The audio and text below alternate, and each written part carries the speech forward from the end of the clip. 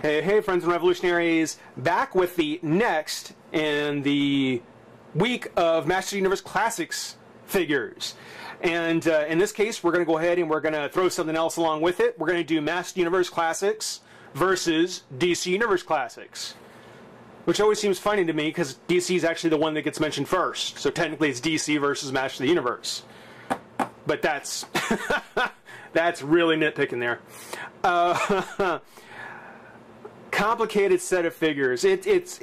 First off, it's a shame that that Toys R Us has basically killed this line. Toys R Us has basically said that these are peg warmers and they're not selling. They don't want any more of it. I hope Maddie decides to keep going with it. Consider this my official vote to keep this line going from Maddie.com or from Walmart or Target or some other retailer who may be a little more open-minded to it, might be a little more receptive to it. But I do hope somehow Maddie finds a way to keep this set going because these are actually very cool. If you followed this set, you know that they're notoriously late in coming out. I mean, this set was announced with the Zodac set kind of this time last year, I think it was. Right about late summer last year. And I hadn't even gotten the Merman, Stratos, Aquaman, Hawkman set. I hadn't even gotten that set by that time, even though it was out, it wasn't in the stores. So that one wasn't even available to me by the time I read about this. So when the news came up from the SDCC that they had them, they were there, they're available, they're coming, I kind of thought, good, it's about time. I saw them on Toys R Us's website and saw a little check mark, a little box checked off saying they would be available in stores. So I passed. I did a stupid thing and I passed, figuring well, if they're on the website, then there must be shipments on the way to the stores. There haven't. I've checked twice a week at my local Toys R Us just to be sure on their days they get their stuff in, Tuesdays and Thursdays. Nothing yet. Nothing. They've restocked on Stratos and Merman, but they have not got the Shira or the Zodac set yet. It's baffling. So I did go to eBay. I went ahead and spent $10 more in retail. I think I actually got away pretty well. It serves me right for not buying on Toys R Us when I had the chance. I still kick myself for being stupid about it. But I got it, and we're going to go ahead and take a look at it now. Classics packaging. We have the DC Universe Classics with the character in it, with the molding very much on the front of the packaging like we see on a single carded figure. Even kind of throws back to the old wave 1 through 10 on the bottom with the panel with the character in it. Supergirl made of might with the exclusive mini poster included. On the side there's a portrait of Supergirl. On the other side we have none other than Shira, the most powerful woman in the universe. And again, a very nice recreation of the side of a Master Universe packaging. It's got the molded logo with the lightning. No dimple. Dimple's not there. Got the portrait of Shira on the side and the banner there, which is not on a Master Universe packaging. I still don't quite understand. I mean, I can understand Supergirl being there. I guess they just felt the need to have a portrait of the Master Universe character there to kind of balance it out, I suppose. I don't know. In the middle, there is the lightning bolt running down with the verses. Always like that. That's actually really nice. Got my air holes on the one side. There they are. And on the back, we've got really nice. Actually, when the art, the airbrush art that was on the Master Universe packaging, and then they had the comic packaging for Superman. Originally, if you remember, like He-Man, saw the Battle Armor He-Man who was on Battle Cat, and you saw a very comic kind of Superman. I like that. It really made it distinctive for the characters, for who they were. Here, they're just doing, a comic style of the two. And for Supergirl, it works. It works for Supergirl. Not so much for Shira. Just like with Aquaman and Merman, worked fine for Aquaman, not so much with Merman. Work great for Hawkman, not so much for Stratos. So, you know, again, we don't have to see this. This is a pretty much non-issue now. We won't be seeing this that much more unless, again, Maddie manages to find a way to keep it going. But if they do, I do hope they kind of go back to a more kind of airbrush, or, you know, a nicer style for the Master Universe. If they can keep the more comic-y style for the DC, I think that fits the characters fine. But just taking a look at the back, you know, seeing how they look. Bios. Real name, Kara Zor-El. Not really. Superman's cousin from the planet Krypton, Kara Zor-El arrived on Earth as a teenager.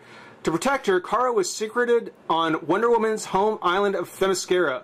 Unfortunately, Supergirl was abducted by the villain Darkseid and pitted against Superman in a battle for her soul.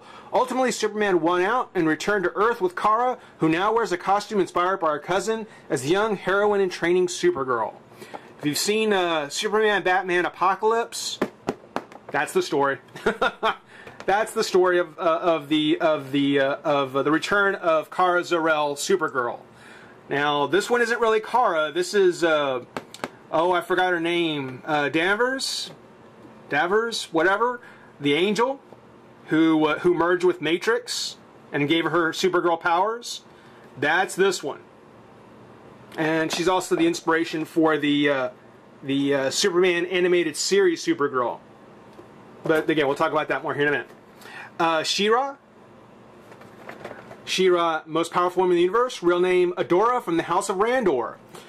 Channeling the combined power of the universe and the wisdom of the Elders of Eternia, Adora transforms into Shira, the most powerful woman in the universe. Her strength comes not from brute force, but from sheer will and cunning, magical power, and healing abilities. She also has the power to communicate telepathically with animals. As both Shira and Adora, she helps lead the great rebellion of Etheria against the Horde invaders. Later, when Hordak found an escape to Eternia, she followed him along with several of her friends and allies. Once there, the Princess of Power joined forces with the now renegade Masters of the Universe, who without King Randor has become outcasts in their own land, fighting against Hordak's new tyranny. I don't like the fact they're moving on with the story. You know, I understand why, but I don't really care for it because they can't get their current story straight. Don't move on. Let's get this part finished first, then we can move on. But I'm not in charge of storytelling at Mattel. It would be good then. For now, we'll go ahead and pop these open, take a look, have some fun. Be right back. Alright, well, we're back and we're starting with Shira. Because she's the least interesting. Not as a character, certainly not. It's a great figure. She's rather unique to these 2-packs because she is completely unchanged. The only difference between her and her original version, and the one that was part of the All-Star series, is that she just comes with fewer accessories. Really. I mean, bottom line. Because of that, I mean, what it tells me about this, and we'll get a look at her as I talk, is that basically, you know, Mattel had the Zodak Green Lantern set pretty well firmed up. You know, they knew already, you know, that they were going to do the Green Lantern and Zodak, but they remembered, or someone told them, that they had been doing these in sets of 2. So there would have to be another set to come out along with it, because they always came out in pairs. So, completely being unprepared for that, they pretty much rushed the Supergirl and Shira set and made absolutely no changes to the Shira. None at all. I mean, even with the He-Man, who, for the most part, is a pretty tricky character to try and do differently without really doing anything different. I mean, even with him, you know, his paint is different applications. He's less gold, more yellow. His armor is a lighter shade of gray. You know, overall, the coloring on He-Man is much lighter and makes him more distinctive. Didn't do anything else to the sculpt, didn't do anything else to him, just changed his paint. In this case, they didn't even bother to do that. You know, they could have used a brighter gold all across, you know, her figure. You know, Shira could have been done in a much brighter gold, much more vibrant. Instead, it still has this burned gold color, just like the original. The head still has the same kind of bobblehead problem the original did. Good thing is, like I said, it comes with less accessories. I mean, it doesn't come with a second head. You don't have to fight popping this one on and off like with the other one. The cape, you know, the cape I think was probably the perfect opportunity for them to have done something different. I mean, it's still just kind of on her neck. It's not pegged in. You know, they could have at least maybe painted the little gem in her choker, or they could have given us a fabric cape. You know, I know that they're not going to be doing things way out of line from the way the figure originally looked, but you know, they could have given us a fabric cape made of that, you know, thin, glittery material that the original had. You know, I think that would have been a great thing to do for this figure, or at least, you know, give this one more of a glittery texture on it. You know, paint some sort of glitter finish over it. You know, that's what was it, Sparkle Shira or whatever it was. You know, that would have been a great way to make this one a little more distinctive as the Toys R Us version. Excuse me. As it is, though, I mean, she's exactly the same. No differences whatsoever. As a matter of fact, before we talk about the accessories, let's bring the other one in.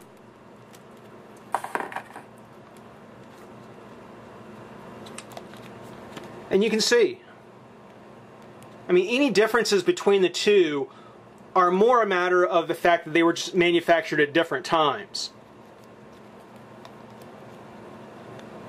And you really have to kind of stop and think, you know, that at the time that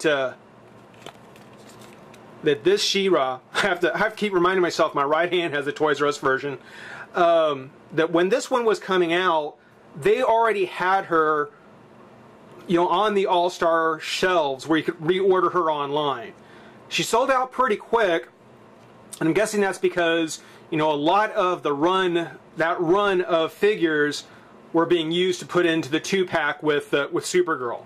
I'm sure that's one of the reasons why Shira was in the lineup for the All-Stars and why she sold out so quickly. I don't think there was as many available individually, considering they had to fill the order for the 2-pack. But that's just speculation. It would certainly explain again why there is no difference in these two figures at all. The fact that this one came out about the same time as the All-Star and sold out fairly quickly from it. You know, even a little bit of, I mean, just any little change, a little change in the gem on her belly, that would have been kind of cool. Now on the face, still exactly the same.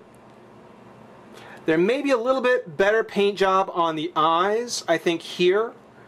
Here she does seem to be looking up and staring off. So that may be, again, just a slight difference, but more because they're actually just done at different times. So what is the difference? What did they do differently? Why is this, excuse me again, why is this so different? Well, it's not because they're shields.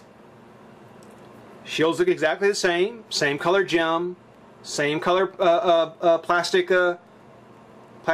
material, exactly the same. The only difference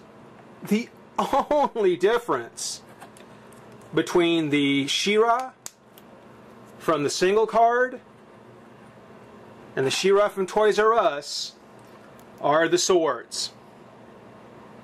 It's just so happens that the Shira from Toys R Us gets the Adora sword, the one from the weapons pack, and then the single carded one has kind of the bronze golden version, more like the original vintage figure had. But really, again, just a weapon swap from the weapons pack, something you may have already done on your own. For this one, you know, it's not bad. The biggest problem with it is that the handle is terribly, terribly warped. Now, I have two Adoras, and I have the weapons pack that this sword came in. So I've got this sword like 4 times now. And so finding or getting one of the swords that actually has a better handle, it's not really going to be an issue. But yeah, definitely the less interesting of the two between Shira and Supergirl. Again, a novelty for these kind of sets for us to get the exact same figure we had before, if you want to try and put a positive spin on it.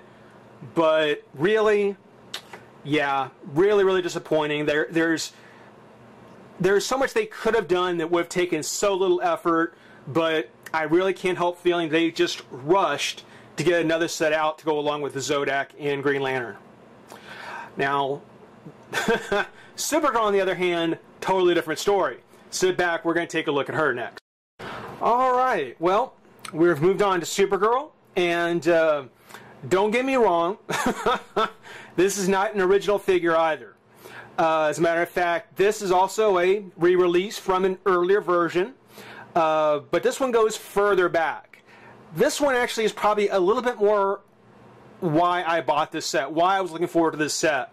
Because this is the Supergirl that came out during the DC Superheroes line, which is the precursor, of course, to the DC Universe Classics.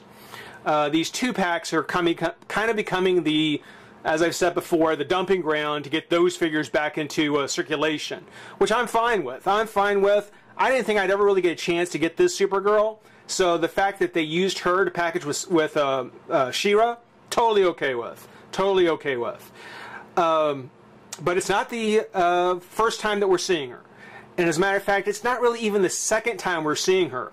As I'm about to point out, I think this is probably the 3rd time this mold has come out and been used for a Supergirl. When you take a look, it's actually quite nice. As I said, this is again, I believe it's like Angel or whatever her name was, who got her superpowers from Matrix, and was kind of the Supergirl, the de facto Supergirl from the animated series, I guess in the 90s. Not a bad figure, not bad at all. You know, there are a few shortcomings that you can see, particularly around the hair. As you can see, the hair is all one solid piece of yellow. There's not really much in the way of highlights. There may be a little bit, but not a whole lot. It's made of a much softer plastic, very much like the cape. So you can kind of see that this was the early style for these figures as far as how the female hair was. They've come a long way, a long way. It's just a real shame that they didn't apply their modern techniques to this mold, to this character, to the painting at least, if not the material. The head, actually it's not a bad looking head. I would say the face is very on par with a lot of the DC Universe Classic figures that are out there now. And as you'll see in a minute, I think this face is actually much better than the one that we got with the Lex Luthor 2-pack.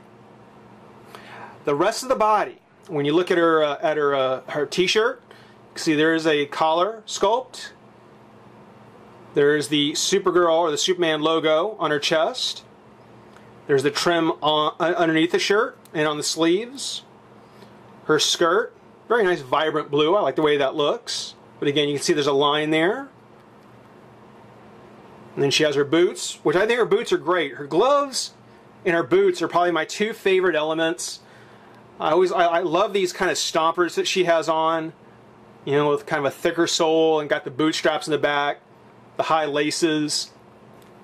I think that's a very 90s kind of dressing style.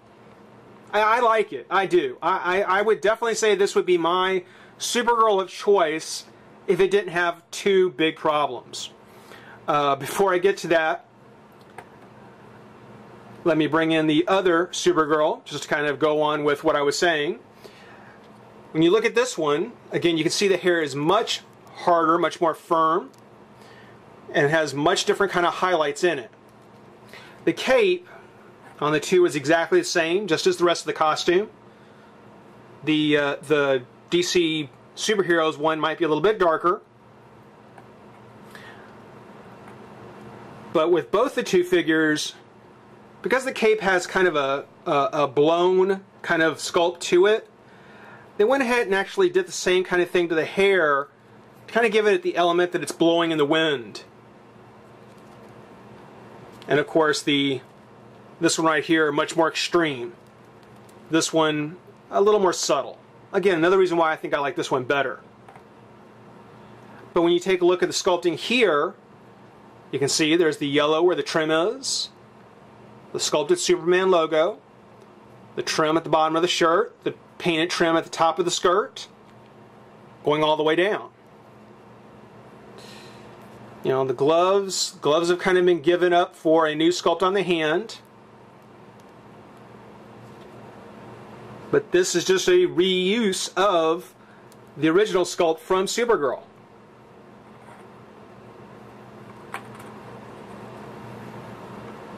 Other than the head on this one, I would say it's not bad. It's not a bad figure. I just wish that the hair and the face were done a little bit differently. Maybe a little bit more like this one, because I do like the face. I wish the hair was a little better, as I said. I especially like that on the boots, and actually we'll go over the entire articulation. Shira was exactly the same, not a whole lot of reason to go over it. Supergirl here, the hair does turn, the head does turn. It's on a ball joint. Looks like it's a little stiff.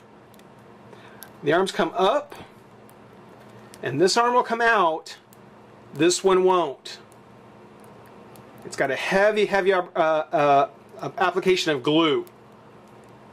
So, you know, I'm going to have to try and heat it up and hope that I can get that to budge.